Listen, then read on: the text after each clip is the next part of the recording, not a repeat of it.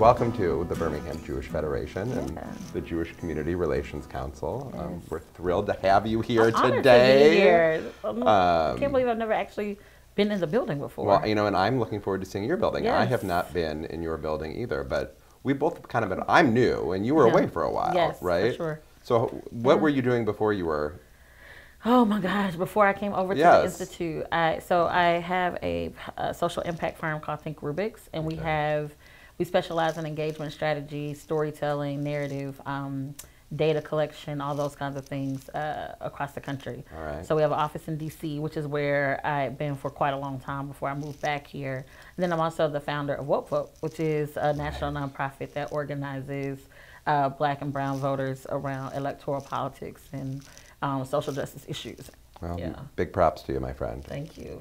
Thank you. So I guess, you know. Welcome. Thank you. Thank you. You know, I got here 5 days before COVID started. And that's crazy to me. You know, I think that God kind of puts you where you need to be. For sure. And at the time it needs to happen. And sure. I kind of feel like that's how this conversation kind of got started too.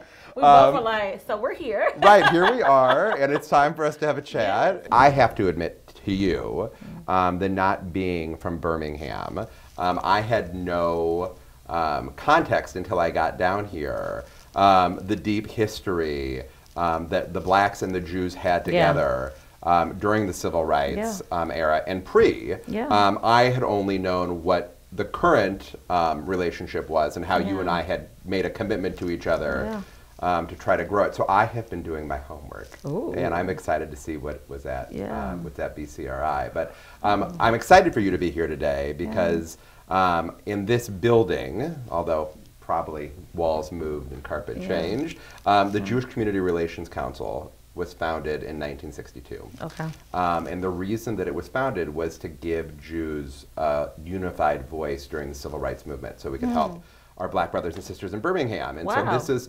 the birthplace of Birmingham's Jewish civil rights era. That's here. Powerful. And I have these pictures on my wall. Yeah, I love them. And I love them. you know, Ruth Bader Ginsburg, who is a personal hero of mine, but I also keep Martin Luther King up there.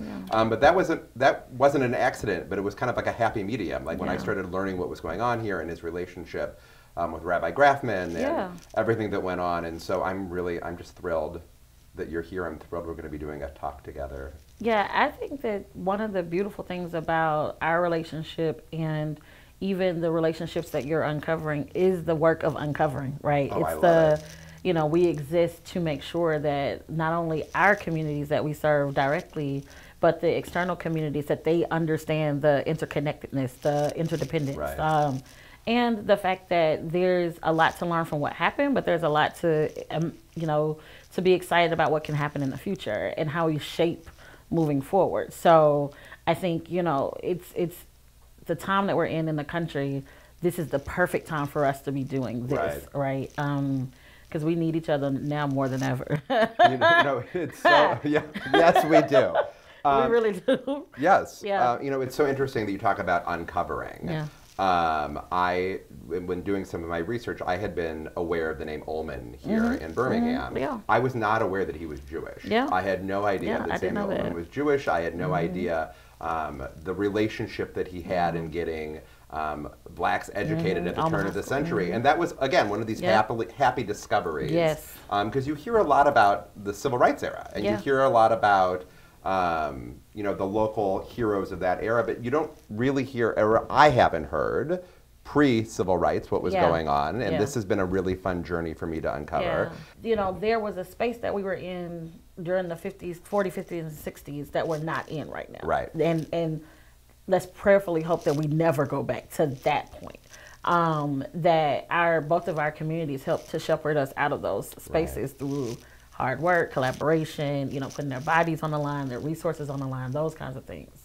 What I'm saying is that, you know, there are still the issues of our day. Yes. That we, you know, have unique opportunities and unique strategies. And again, I believe our communities can be at the forefront of pushing this region and this country forward. And so I think that's the exciting part of what you and I can do, is that we can actually shape some things. I'm excited about it because I think that maybe the the flame has gone a little dim. Yeah. Between the two communities, and Yeah. we're obviously very bright. So no one knows what tomorrow is going to Yeah. hold, but we also know that sitting around talking and not doing isn't worth anything. That's absolutely. And so may this be the first step of doing together.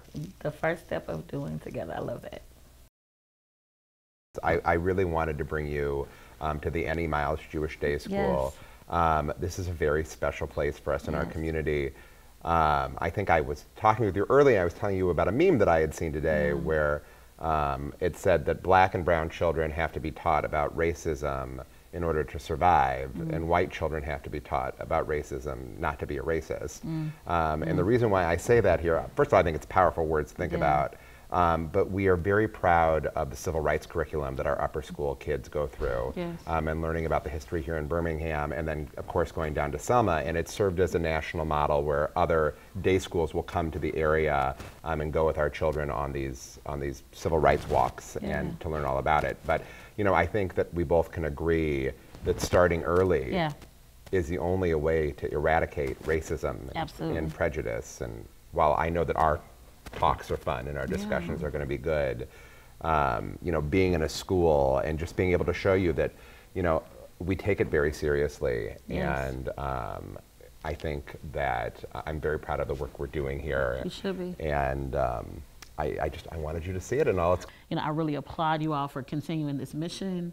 I love it in here. It's so beautiful. I know. It's so the if it's my colors. first time, you know, I feel like I would come in here and learn and sit down and just read and. You know, I want to tell you a real quick story while we're standing here. As part of Jewish Federation, we have a governing body, Jewish Federations in North America, and there's a black rabbi. His name is Rabbi Isaiah Rothstein. And his cousin was Carol Robertson. Wow. And his mother was descended from slaves of Sawyerville.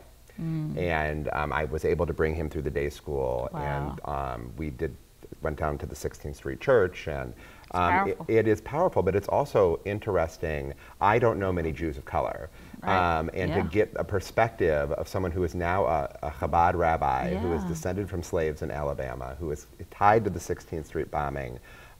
You know, and that's again what I think we're here to teach our children, that it isn't just the color of your skin. You don't know what you don't know. That's right. And things that may impact them now have already been settled in the past. And Absolutely. so I share that with you because, you know, we're standing here in this house of education, not a house of worship.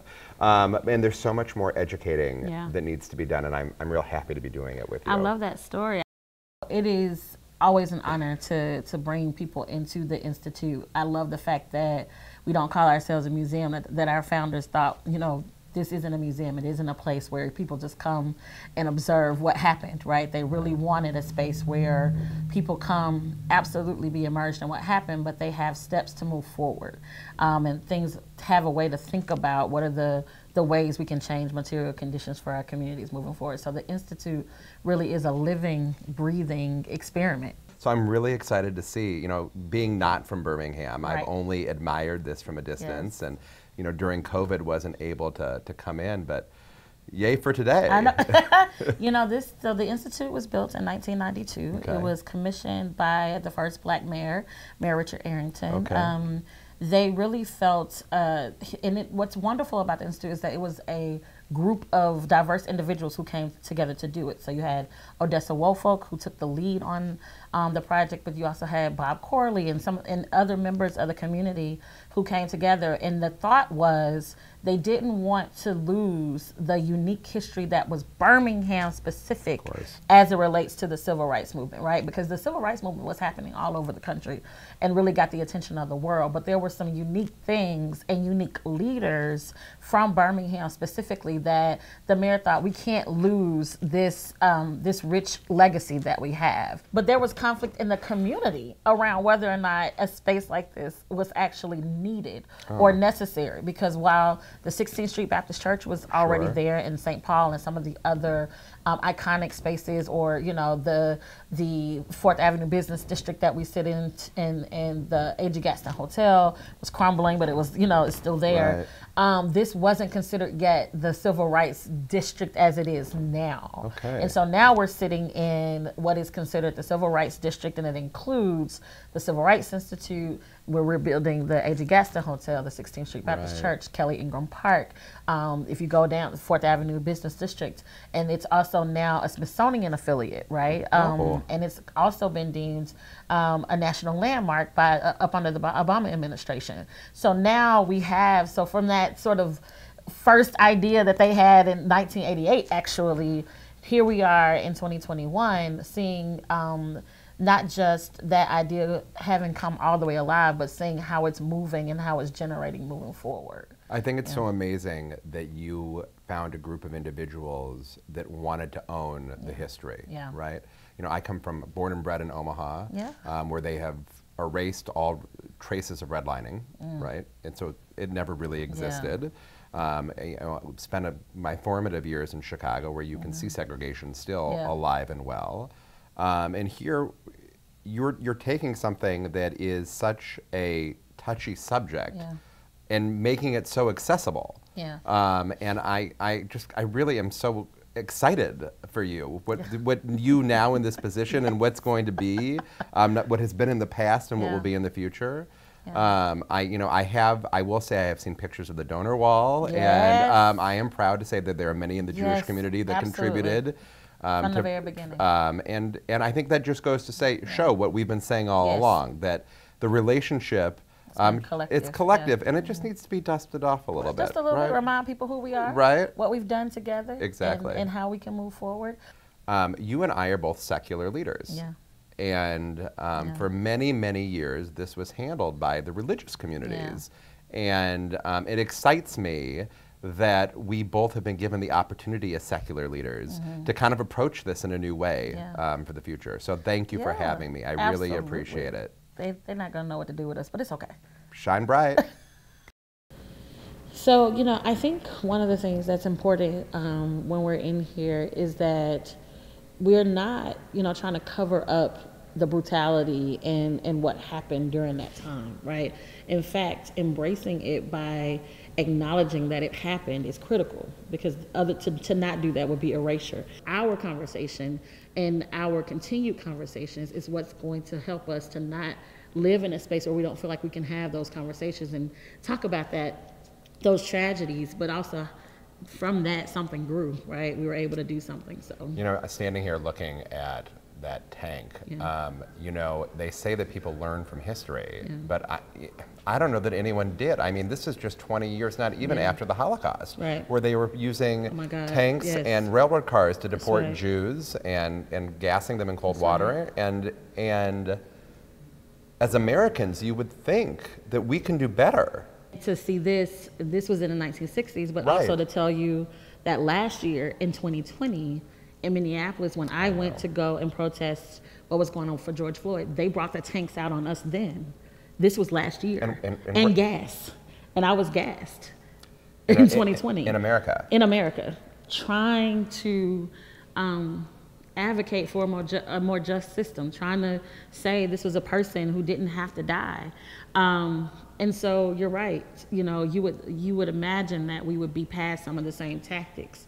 But one thing I know about hate, it doesn't have a color. No. It doesn't have a geography. Hate is something that is so unique to itself that the only thing that can drive that out, as Martin Luther King said, is love. And so I think what we're here to do is to show what love looks like in action. Right, and that's the work you're doing, the work that I do, and so I'm excited for us to continue. Me too, and thank you for showing this to me. This is extremely powerful. Yes, thank you. I love this processional gallery because it talks about, and it's images of just all kinds of different people, and the fact that we were rebuilding together, we were figuring it out together, and that's what we're going to be doing. You know, I think, you know, I am not, I like to tell people all the time, I'm a realist, right? I am a realist. And in that, I just think that work has to happen in order to get to a certain place, right? Effort, real, true commitment. And so I want to just tell you that I'm committed to the work that we're doing together. I'm ready to work, roll up my sleeves. The effort will be matched, and I will be sure that whatever we can do here at the Birmingham Civil Rights Institute as a partner in what John Lewis would call good trouble, that we're willing to do it. So, yeah. That we are the generation to push us forward and get this done. We are absolutely the ones that we have been waiting for. And what I think we should celebrate is that last year and in recent years, it hasn't just been one community out in the streets. Right. It hasn't just been one group of people calling for change. I can honestly say that in every city I was in last year, it was a diverse group of people, young folks specifically, but absolutely intergenerational, who were out there calling for the idea of justice. And I think that is the part Yes. that gave my heart hope, is that it wasn't just myself as a Black woman from Birmingham. I met people from all over, literally all over the world, who came to Minneapolis, who went to Louisville, who went to Georgia for Ahmaud Arbery, who went to New York, who were saying, enough really is enough. We are the beneficiary babies of both a system that taught us how to fight, right. and then also we benefit from the idea that we're so much more connected now because of the internet, because of all those things. We are able to, we don't have to wait, as long as some of those lessons, it took them long to learn some of those lessons, but we can benefit from each other's success and from each other's struggle and see that in real time. And so I think we're gonna do this together. I think we're gonna see it. I'm looking forward to sitting down with you. Yes, as well. Hug. Yes!